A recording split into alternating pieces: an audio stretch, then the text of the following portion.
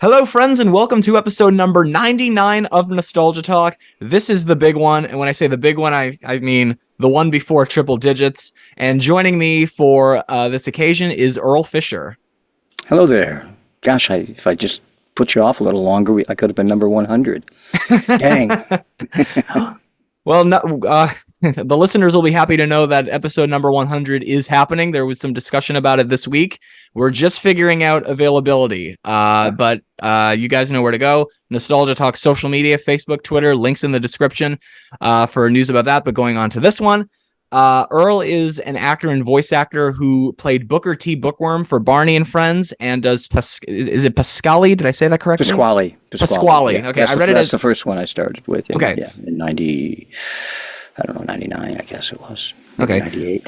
So does Pasqually and other characters for the Chuck E. Cheese commercials and has done a lot of commercial announcing. He's one of those guys that if you hear his voice in a lot of different things, you'd be like, oh, that guy. And, you know, everything would just kind of go together. Like you'd recognize his voice. So Earl, welcome to Nostalgia Talk. Well, thank you.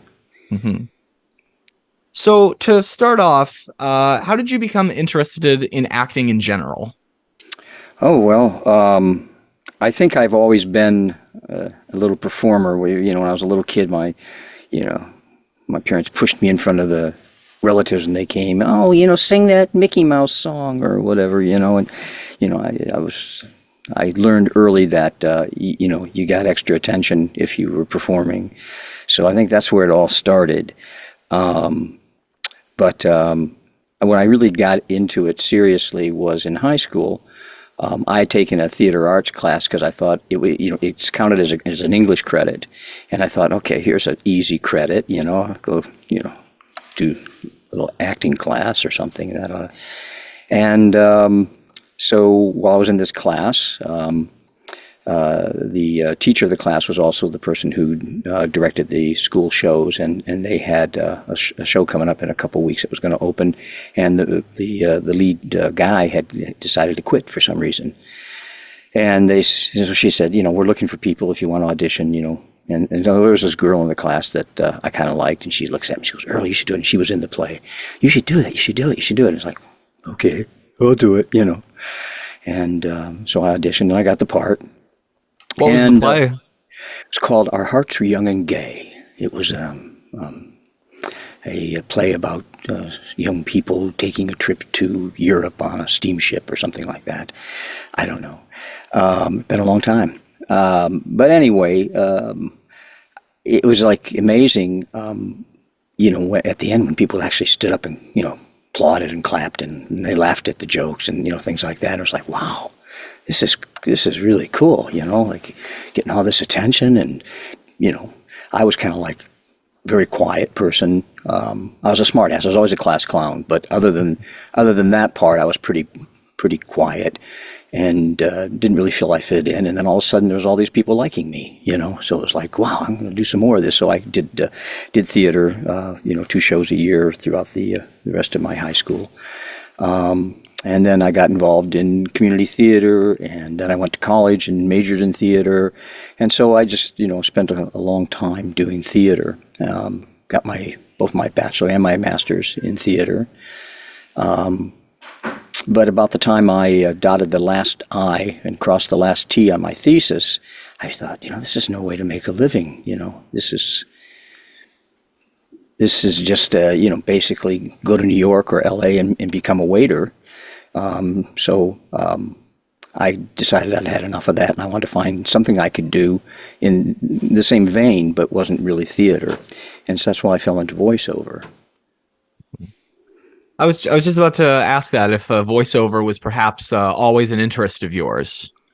Well, I wouldn't say voiceover was an interest because I don't think I really knew. I mean, I guess I knew somebody was always, voicing these sounds, these voices that we didn't hear. There had to be somebody doing it.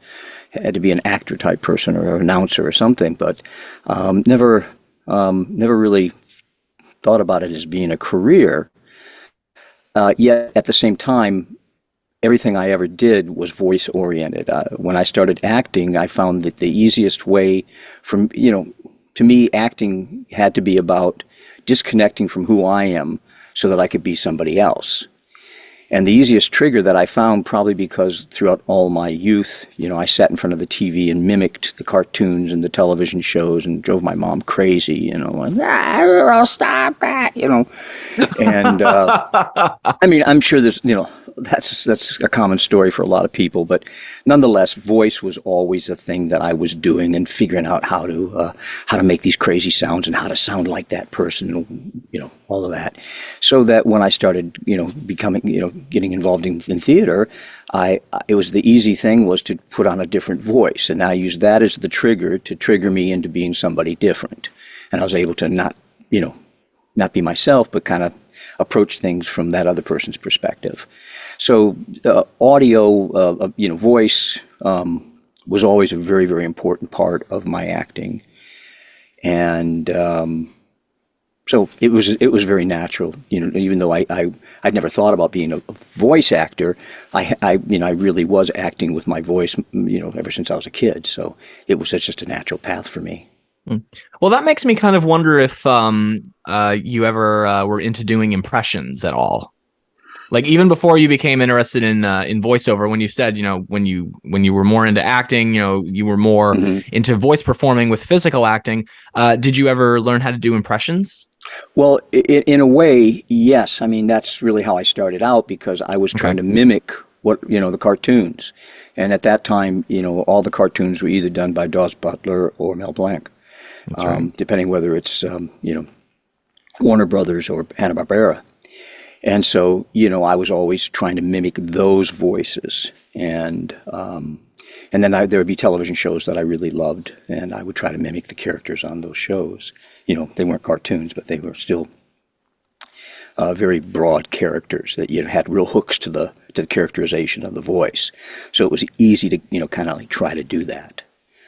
So yeah, voice matches is what we really refer to it in the business, is doing, I'll get auditions sometimes where they say this needs to be a voice match. Sometimes they want it to be close, sometimes they want it to be exact. And so, yeah, that's a real important part of the business, to be able to do that for certain kinds of work. I mean, you don't have to do that, but if you want that kind of work, then yeah. Mm-hmm. So after college and getting into all of this professionally, do you remember your first ever gig?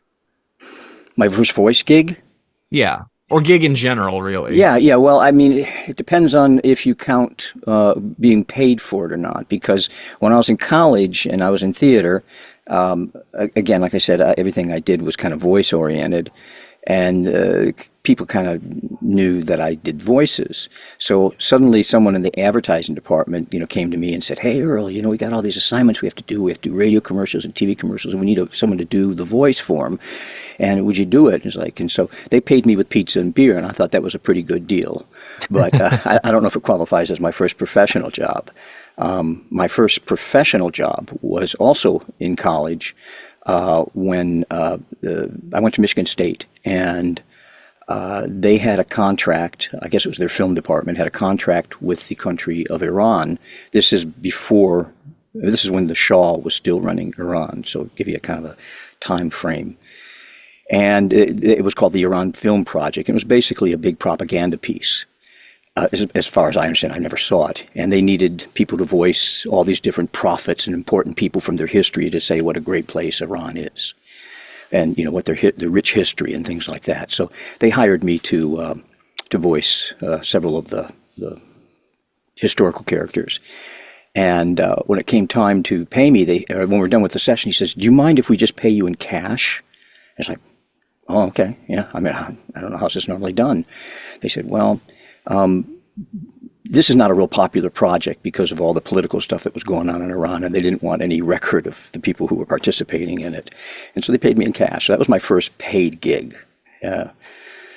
And I don't think if I've ever heard it, or, I don't think I ever got a copy of it or anything like that. So I don't know how professional it might have been, but maybe it's on YouTube somewhere. You got a point there. It might be. I should check that out sometime and see if the Iran Film Project exists. But yeah, that was my first gig. So what was it like to do a Booker T Bookworm for Barney? Because as I said in the intro, that's a recognizable character that you're known for. Yeah. Well, it was just a lot of fun. when I got hired for the job, I thought I was going to just come in. Well, let me back up just a little bit. Okay. All the other characters were people in costumes, right? Mm-hmm. And there was the voice actor that was in a booth off stage, and they would be voicing because they could see the character on the set, and they could work together. The person in the suit was very familiar with the script, so they kind of worked in tandem as a one unit, and got a good sense for what the other person was going to do in terms of their timing and their style and things like that, where they started to really synchronize. So I assumed that's what they were going to do with the puppet characters. So when they got these, they introduced 3 puppet characters. I guess it was in season 4, since once they went to NPR.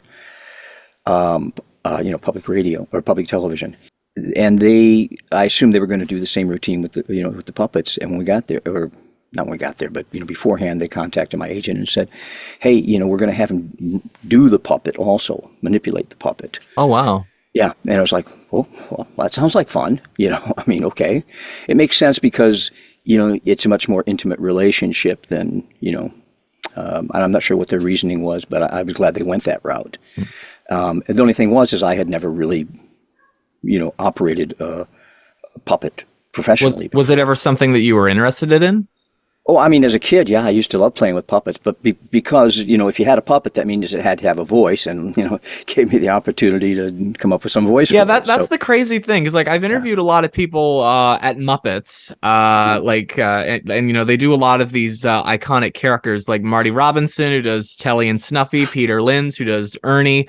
And the key word that's always thrown around within my friend groups, because I'm pretty much the only nerd in most of my friend groups.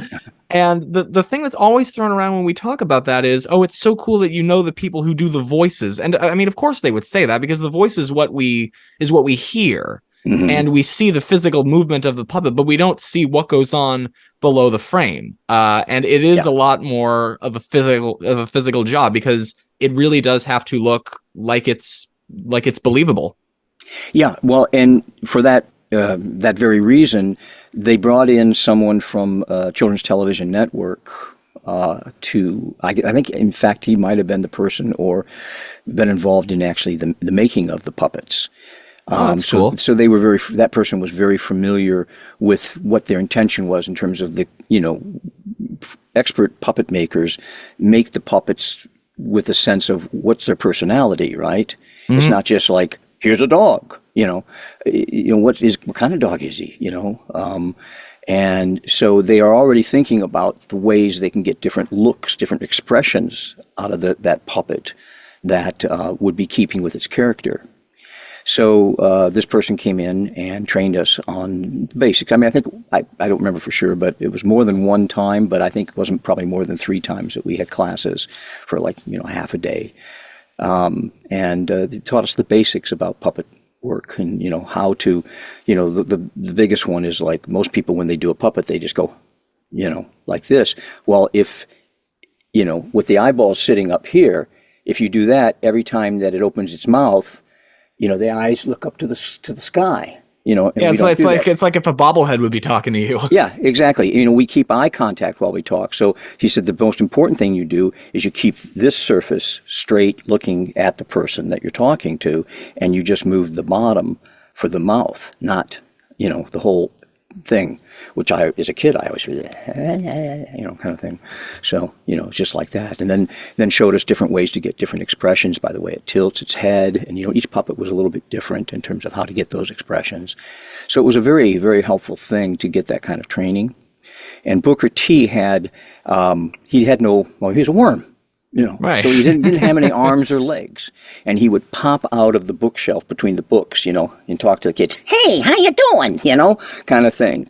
And the only way he had any way of gesturing was with his tail. So they had made the puppet with like a coat hanger running up the tail. So while I'm operating the mouth here, on my other hand, I am working the coat hanger to make the tail, if he had a question, he can tilt his head and his tail would kind of tilt a little bit too. Or and sometimes, he's got a happy, I made him wag like a dog, even though I don't think worms wag their tails or that they even think of them as it creates the tails. movement of not just the puppet sitting there and looking and talking. It actually creates a Right. movement of the puppet actually not as a puppet, but as a character, but actually like a living thing. Because if it's just Yes. sitting there looking Yeah. like nothing, it's not interesting. Exactly. And so it was very nice to have those classes. They taught us some really good things we could do with our each puppet, like I said, was a bit different and in terms of how they would get their expression across. And he taught us little tricks for each of the puppets. Well, with your puppet, this is the kinds of things you can do. And so it was really nice to get to have that experience, not only the training, but also the opportunity, going back to your original question, the opportunity to do something I had never done before. Integrate, in a way, kind of integrating my voiceover world with my past theater world, because now it was becoming a physical thing, even though it was just my hand acting, Oh yeah. But it was still acting to some degree, and voicing at the same time. Because by that point I'd given up theater quite a long time in the past, and it was just, it was nice to get to do something different like that, and I've always enjoyed it. And it turned out that working, you mentioned Chuck E. Cheese. When I first started with Chuck E. Cheese, they were mostly animatronics and I believe some very basic still frame type animations. And when they had puppets, they were more like, kids' puppets, But as time went on, and especially with the current producer, he loves Muppets, and he's very talented. And I think that he's brought the Chuck E. Cheese style. I wouldn't say that, it's the Muppet Show, but I think it's moved in that direction tremendously, and I'm very proud to be part of it. Where at the beginning, when they were like these, it was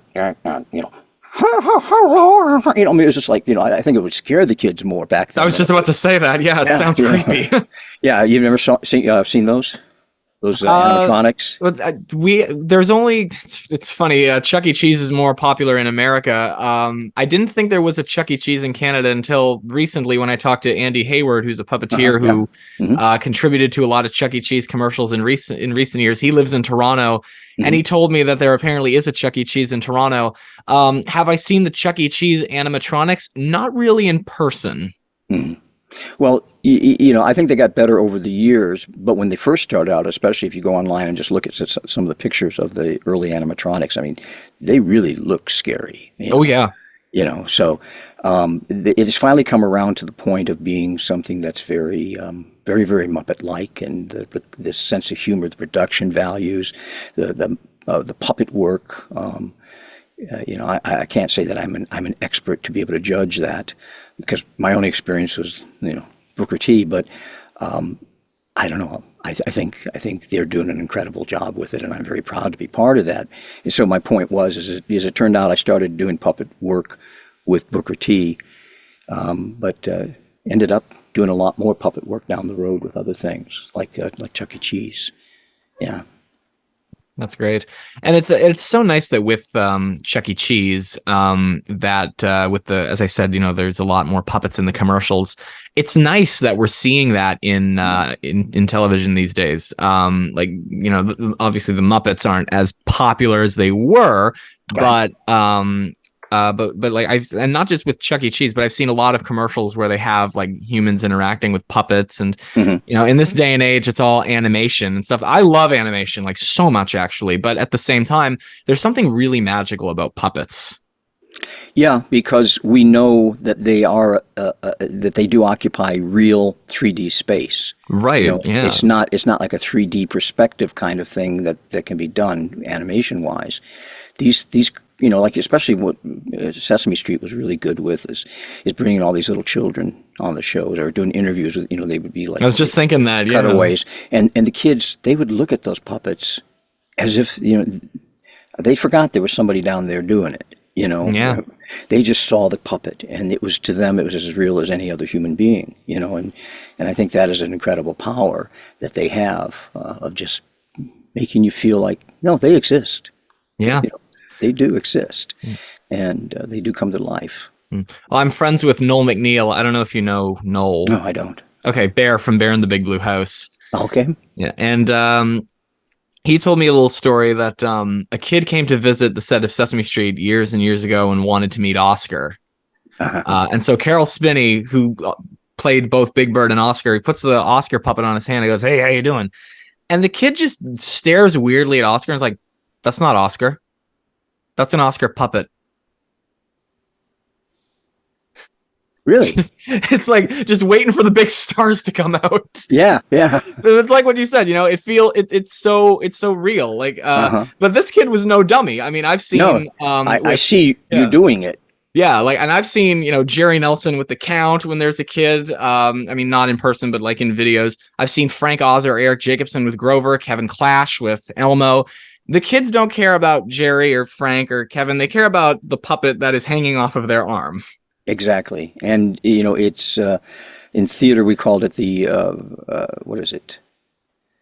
Suspension of disbelief. Right. Yeah. That's what I was just about to say. Yeah. And we're capable of doing that. I mean, let's face it. When we watch a movie, we get sucked into it. We get scared. We get happy. We get sad. I mean, movies can take us through all of these incredible, emotions and take us to places, and our brain doesn't know the difference.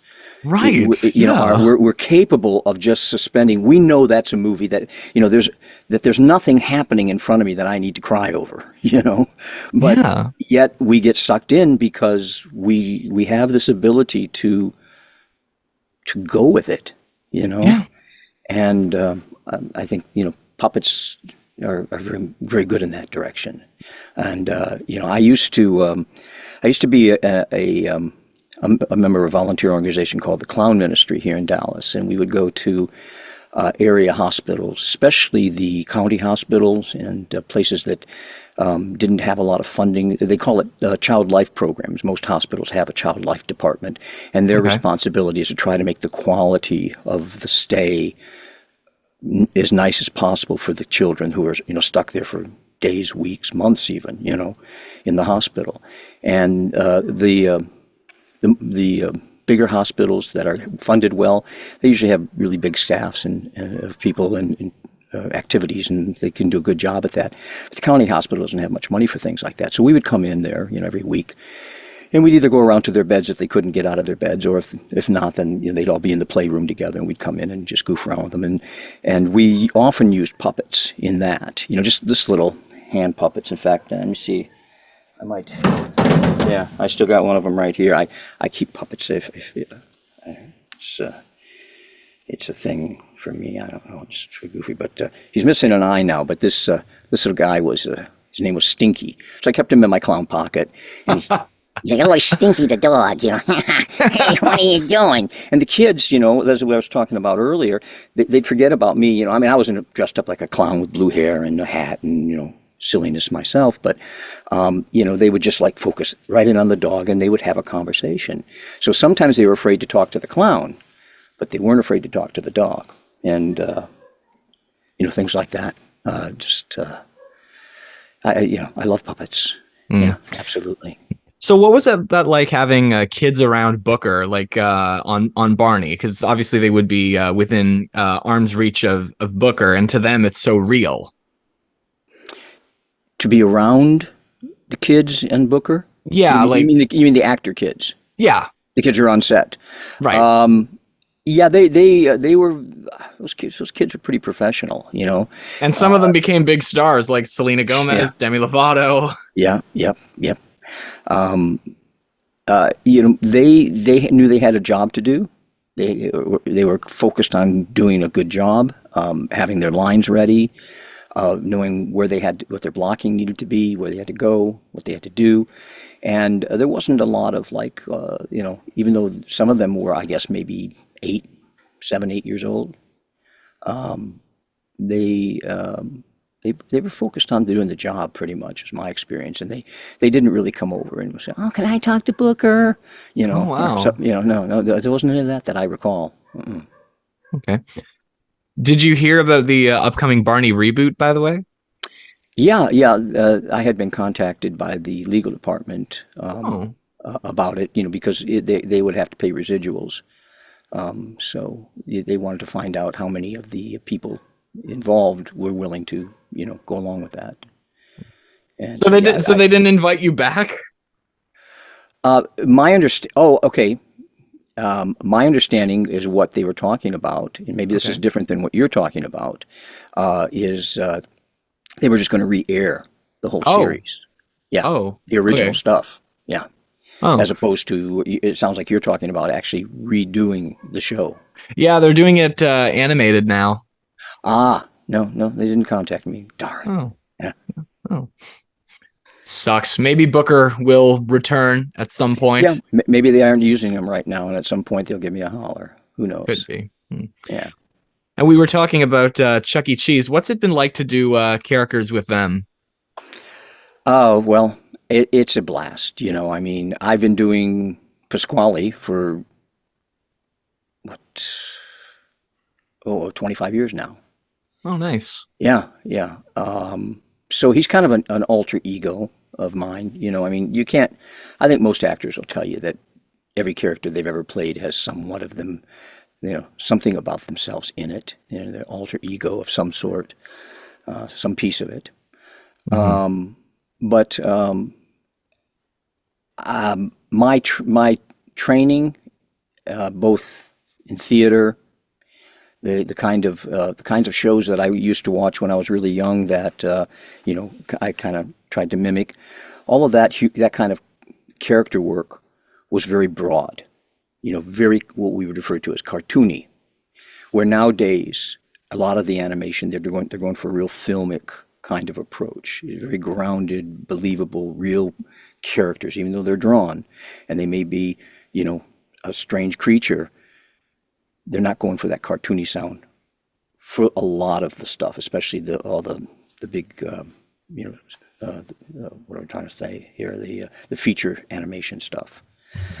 Of course, there's real cartoony stuff still being done, Oh, yeah. but They've got that new Looney Tunes movie coming out in yeah, February. I don't know if you heard about that. yeah, I did, yeah, yeah, and the I'm losing track of what your initial question was. Where I was heading with this. Okay. So what we were talking about getting to do characters for Chuck E. Cheese, because you've gotten, Oh yeah, you've yeah, done multiple characters for them yeah, for many years, whether that be for attractions or for commercials, even commercials that are still going. yeah, um, yeah. Because as I was saying, the my history has been being brought up in and training in most of my work as a voice actor in the earlier years was at a time when people were going for really broad sounds, real Hmm. cartoony sounds, which is not the case these days. So one of the things I do like about Chuck E. Cheese is that they're very broad characters, and I feel just I'm in the pocket with that. Hmm. Because it's just my style. And not that I can't do the more subdued, realistic, filmic kinds of things, but I do enjoy the broad stuff because that's where I came from. So yeah, and all the characters I've done for Chuck E. Cheese, the main ones I do, of course, are Pasqually, and I also do Ronaldo Sagittarius is his actual full name. We refer to him as Ronnie the Unicorn. And also I did a character for a while that I don't know if he's ever coming back. Haven't done him in years. Was Justin Beaver. Yeah, Yeah, and it's funny actually. On the first show I ever worked on right out of college, I actually got to do a puppet. It was a hybrid show, a short form series that one of my friends was helping direct, of puppets, live action, and animation. And my friend who was directing was doing a puppet named Justin Beaver, and I was assisting him with it. And he took off And then we're like, okay, well, we still have to get shots of the puppet, but he doesn't have to move. And I was like, I'll do it. So I had this puppet on my hand behind a tarp for like a full hour. Oh, With the really, really cool, like 2000s style bleach blonde haircut that mm-hmm. that was popular back in the Justin Bieber days. Yep. But it's so funny that you played a character of the same thing. I didn't do the voice for him, but I kind of did between takes. It would be like, okay, lunch is in 5 minutes, and with the puppet on my hand, I'd be like, I don't need lunch. I live in the woods. Yeah. It's just it brings back great memories, doesn't it? Yeah. For you and for me. Yeah. And then the most recent character that's been added that I do I've done them, I guess, maybe 3 times now. And hopefully they will do more with him, but is Dr. Destructenheimer. He's the mad scientist and snazzy dresser. I was going to say, sounds intense. Yeah, yes. Dr. Destructenheimer. Hello, Chucky. And he invents a machine that takes away all birthdays forever, And because he didn't have good birthdays when he was a kid, so he didn't want anybody else to have birthdays and, things like that. And he's a very broad kind of, character. They all are. But, yeah, that's the thing I enjoy most about Chuck E. Cheese. And also, like I said, the fact that Matt Daniel, who's the producer now that I was mentioning before, is doing, we're really aiming toward the Muppet model on our work, which I really appreciate. That's great. Another thing that some people would recognize your voice from is interstitials for the Wiggles clips. Get ready to wiggle. Oh, yeah. Well, for, I don't know, it was maybe a 2-3 year period, I did all of, well, maybe not all of, I think there was a woman that was doing some too. We never would show up at the studio at the same time for our sessions.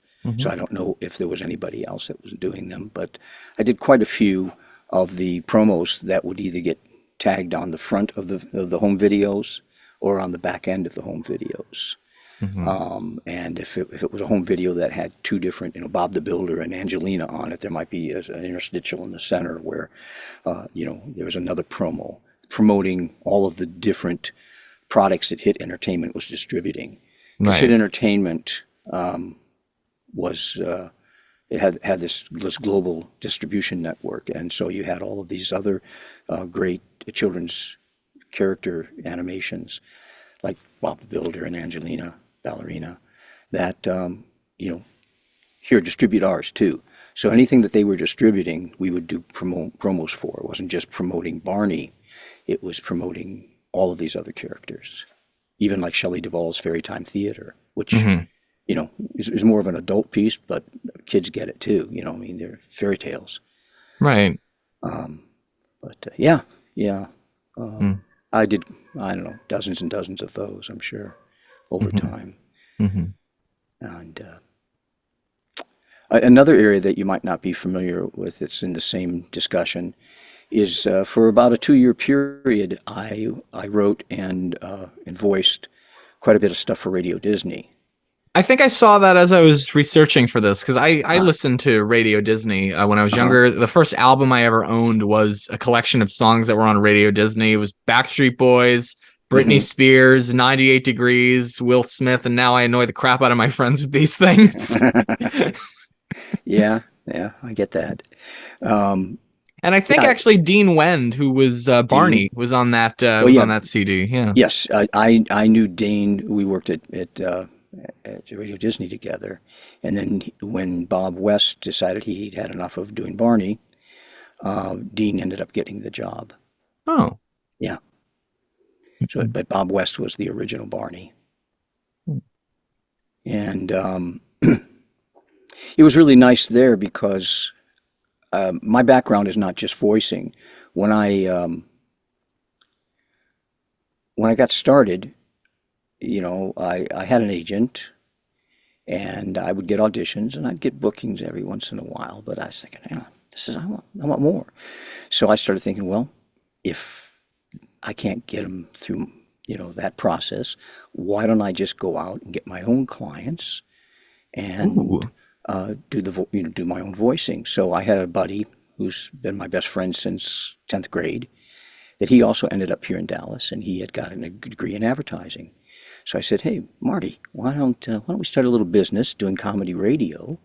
And, I knew a lot of people in the restaurant industry, because after I finished my master's degree, I worked for about 3 years in the restaurant industry to help pay off my debt. And I just happened to know a lot of people in the restaurant industry. And I went to all of them. And back in those days, restaurants were really relying on radio advertising. Right. Not so much these days, but back then it was a big deal. And this is pre-internet, you have to understand. Oh, yeah. Yeah. Okay. So, they knew me as Crazy Earl because I would just, as a waiter, I saw being a waiter I was doing stand-up comedy at the time, and I saw being a waiter as a way of having a captive audience. There's the table. Here I am. They want their food. They got to put up with me, I had a waiter once during a trip to LA who actually was very entertaining, like for my whole family. So yeah, I totally am picturing this in my head. And I worked at a place that the only thing they really cared about, bottom line, besides making money, of course, was that the patrons had a good time, because that translated into money. And it was a crazy, crazy place. It was TGI Fridays back in the days before they became a family restaurant. It was just a wild place. And it was pretty much, as long as you didn't get anyone complaining that people weren't happy and they were having a good time, you could do pretty much what you wanted. So it was like, this is perfect.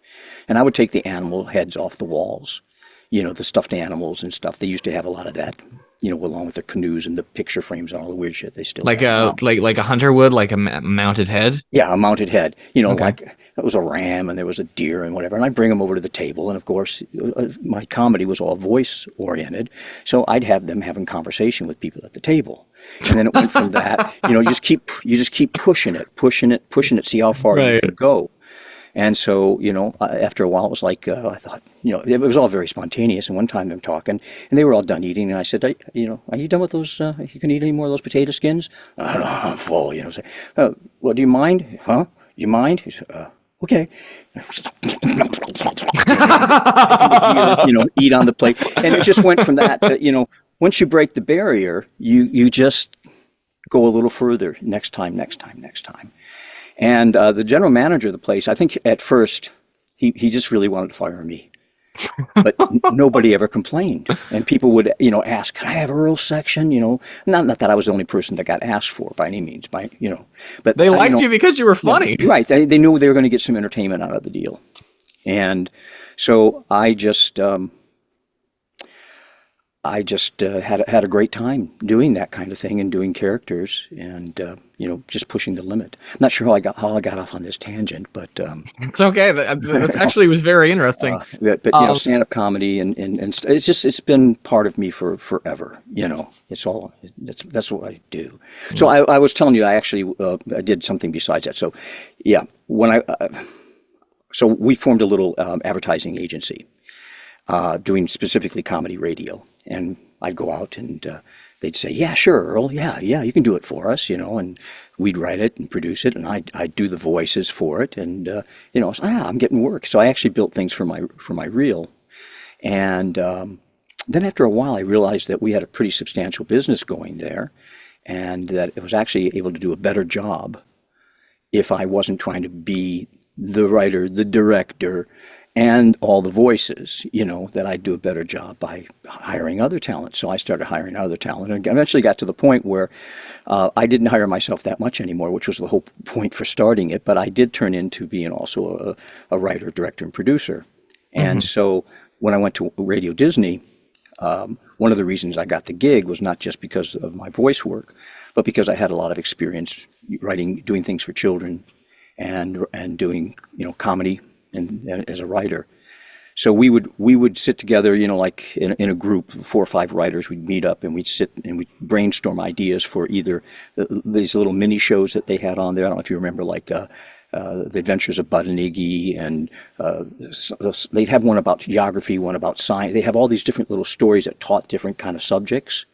Okay. Where are we? They'd give clues to where they were by giving a description of the Oh, place. okay. Yeah. Now I think I do remember So this. those kinds of shows, there was a new episode every week, I think. And Okay. so we were writing those episodes, plus we had to write promos to promote those episodes. And then we'd hop in the booth and we would then voice the characters in the episodes and or the promos. So Okay. that was my experience with Radio Disney, which was very similar. Again, doing comedy, doing stuff for children, and it was a blast, because they had nothing in mind for what they wanted. It was all self-directed. Mm-hmm. If they approved the copy, they approved then what the basic characters were, and they just expected you're going to hop in the booth and deliver that. So I did, I don't know, probably in the 2 years or so I was there, I probably did over 100 different characters. They were all one-offs. That's cool. Unless it was a recurring character in one of these little small shows. So yeah, I've got to do a lot of really fun things. Yeah, that have made my. Well, I'm just a big kid. If you haven't figured it out, Hey, join the club. yeah, and it's. I think everybody should be that way. I mean, I think it's what keeps you. In the words of Avril vibrant. Lavigne, here's to never growing up. Yeah, yeah. On that note, actually going back to the Wiggles, as I said, you did a lot of announcing for their home videos and for interstitials that were in between home videos, and some of them even aired on TV as well. That kind of does, because I think from what I understand, I believe that was because they had been in Australia for the longest time and were basically only known in Australia, and then finally they become this worldwide thing. Have you ever actually, this probably is a dumb question, but have you ever actually had the chance to ever meet them? No, I haven't. Okay, Not I at all. have. Hey, well, good for you. So, are they nice people? Or are they? So I've seen the Wiggles a couple of times when I was a little younger. Like I'm 25 now. When I was 11 years old, I saw the OGs with Sam. Greg, the OG Yellow, was not in the group at the time, but Sam was. And I remember Jeff and Anthony, Purple and Blue, they went down into the crowd to collect gifts that any of the kids maybe had for any of the mascots. And they came by my row and I said hello, shook hands with them. And then Sam runs around the whole arena giving out high fives to everyone. And my parents let me stand on the edge to see if I could get a high five from Sam, and it worked. Flash forward to a couple of years later when they get the new Wiggles. Don't get me wrong, they were massively talented. But I felt like because there are a lot more kids in the world these days, I was much older at that point. I thought, okay, but what about the live shows? Because they come here to Halifax, Nova Scotia all the time on their Canadian tours. And I've always noticed, and a lot of my friends are like, why don't you go? And I'm like, well, it's entertaining. I'm not a kid. I just feel like the shows would be a little bit different. And then they come back here, and I got friends now who have kids, and they were bringing their kids, and they texted me, are you going to go? And I'm like, I don't know. And then my sister said, why don't you? And I was like, okay, I'll go. So I got my ticket, and Captain Feathersword, the pirate, did the same routine, going around collecting anything that any of the kids had. He comes by my row, and I was like, pardon me, can I get a picture with you? And he said yes. And I ran into him. His real name is Paul Paddock. I ran into him and Simon, who's one of the current Red Wiggles, right after the show. And then last year they came back, and this time I was in the front row. So I made a sign that said "Wiggling since 1999." Wow! Yeah. And because I was right up in the front row when they were doing the sign collecting, I was one of the first people that they got the sign from. And Lockie, who's one of the purples, reads it out loud to the whole audience and says, "Our wonderful friend here in the front row made this wonderful sign." And then immediately after the show, I saw them at the side of the venue. And so I just went, I was like, nobody's stopping me from being here. Security's really tight around here for a children's concert. So I just stood at the side of the venue, and they came out. I was like, hi, guys. Yeah. And did they stop and talk with you? They stopped and talked with me. So when you went after the show, yeah. Yeah, they stopped and talked with me, and I got some pictures of one of their red Wiggles, Katarina. She was there as a dancer when I was a kid. I remember her as a pirate, a Christmas elf, a reindeer, a bird, a witch, whatever. And I told her all of this, and I said, I've wanted to meet you since I was 5. And she went, aw. And I was like, yeah, aw, it's one word. Can I give you a hug? And she just gave me a hug. And when I was finished, a parent comes right over to me and is like, how did you do that? I'm like, how did I do what? And she's like, how did you get them to take a picture with you? I was like, I asked. Yeah. And she's like, well, what if I wanted my kid to take a picture with them? I was like, use your words. It's not that hard. Go ask. Yeah. They were so nice. Like, it was, yeah, for a, at the time, 24-year-old dream come true just to meet my childhood heroes. Yeah. Yeah. I mean, there are characters, people, actors from my past that if I had an opportunity to meet them, absolutely, you know, when I was a kid, definitely. Yeah, I'm a big believer in see an opportunity, take an opportunity. Yeah, good for you. Yeah. Yeah. So when it comes to announcing for commercials, because like when I got out of film school, I did this little short form show.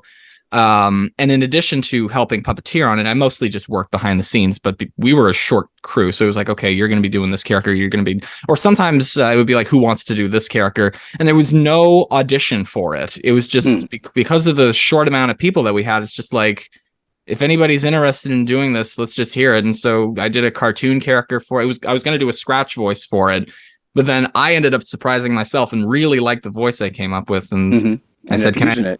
Yeah, well, I asked them, can I do it? And they were like, okay. They didn't end up using the one I came up with because I did the sound test doing an impression of Judge Judy, and they asked me to do that instead. And I'm like, I'm not doing Judge Judy to play this character, but I did anyway. But again, that was not an audition. It was just like, does anybody want to do this? So when it comes to announcing for commercials, I mean, like you said, you've auditioned for these things, but is it sometimes a case of you get invited by someone you know to be like, hey, do you want to do this character, or is it just like an invite to audition, or how does it work for you? There's two different answers to it. Okay. There's the answer of how much that happened years ago when I got into business, and it was more often because there was a smaller community of voice actors.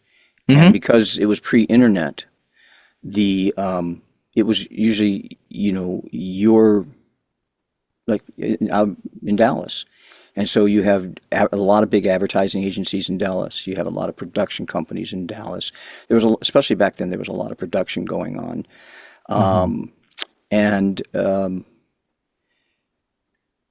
The people would get to know you.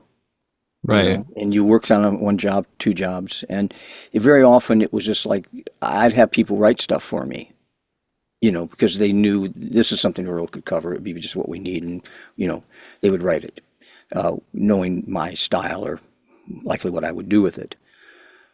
And that happened, and not frequently, but, you know, more than a couple times, you know, where people would, you know, think of you pre-casting. In fact, I think, I won't say that 100% sure of this, but I think that's how I ended up with Booker T. Bookworm, because I had, they first cast the squirrel and the hen, the other two puppet characters. Right. And I didn't get that, and I was just heartbroken. No, I thought, you know, I love doing this stuff, you know, I really want to do it.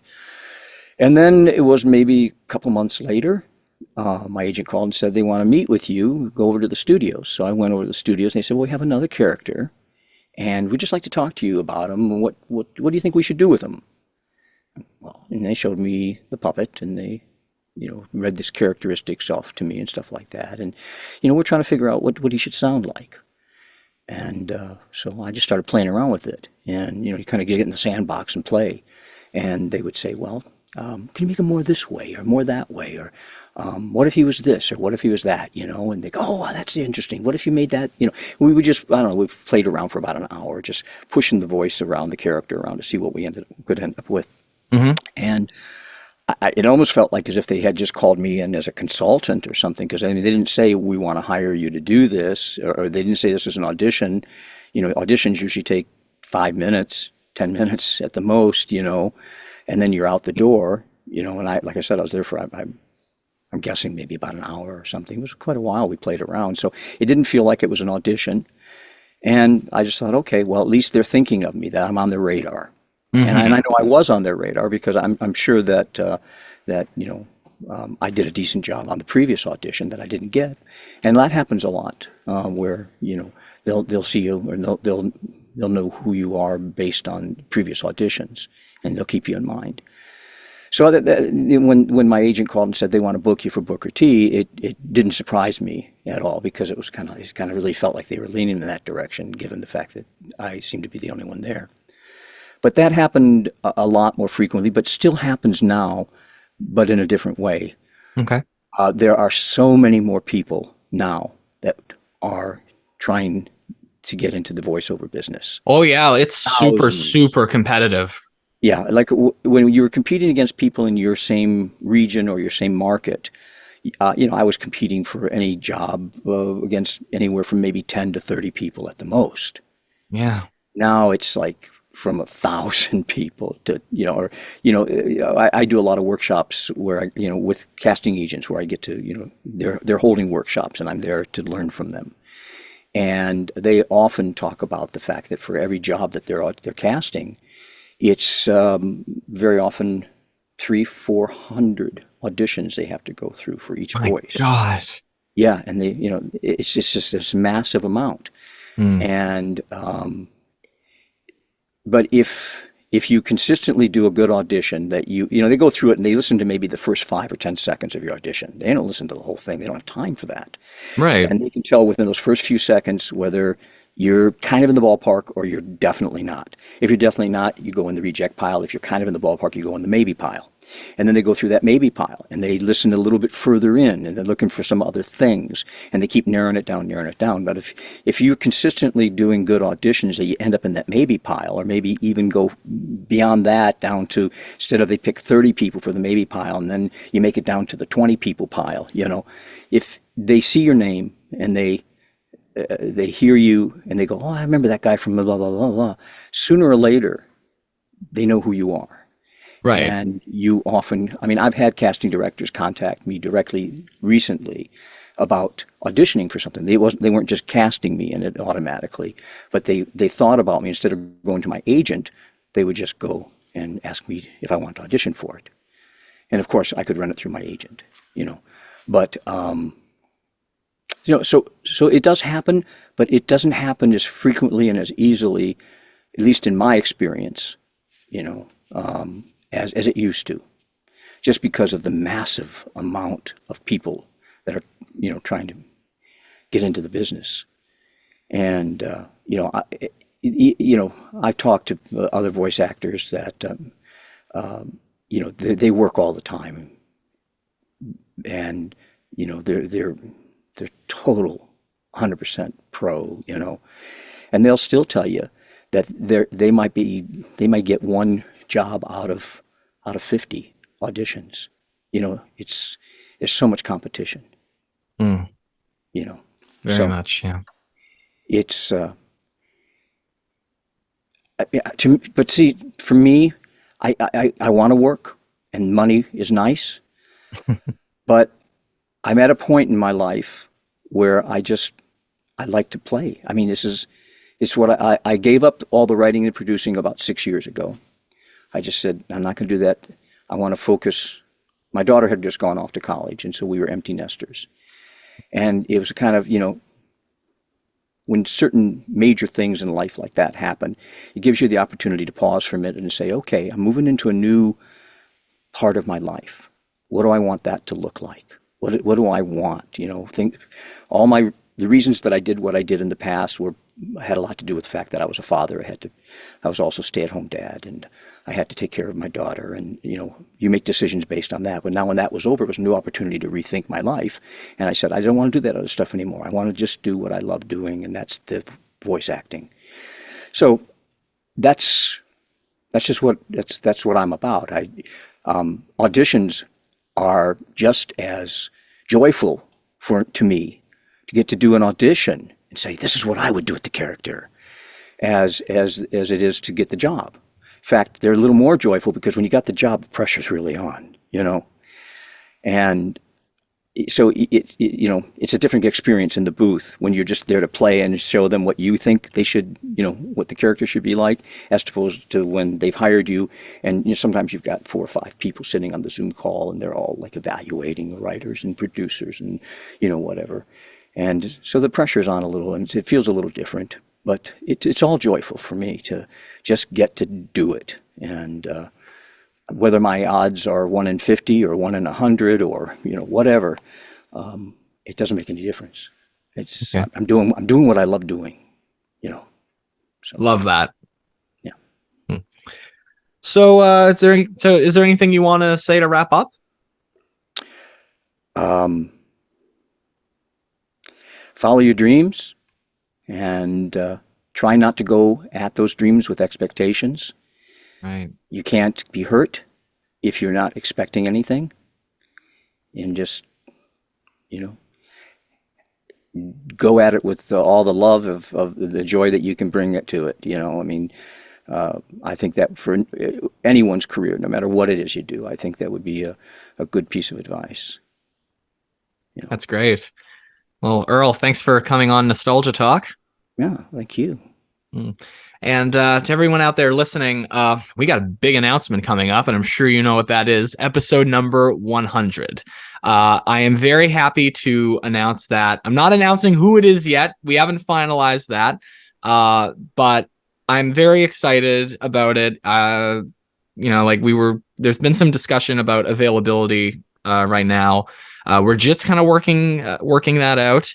But if you want to, hear any of the updates, go to the description, facebook.com/nostalgiatalk YouTube and twitter.com. I'm still calling it Twitter, twitter.com/nostalgiatalkyt.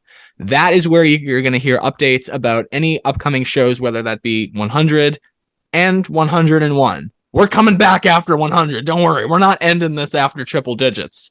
So I will see you then. Peace out and have a good week. See you next time. Thanks very much.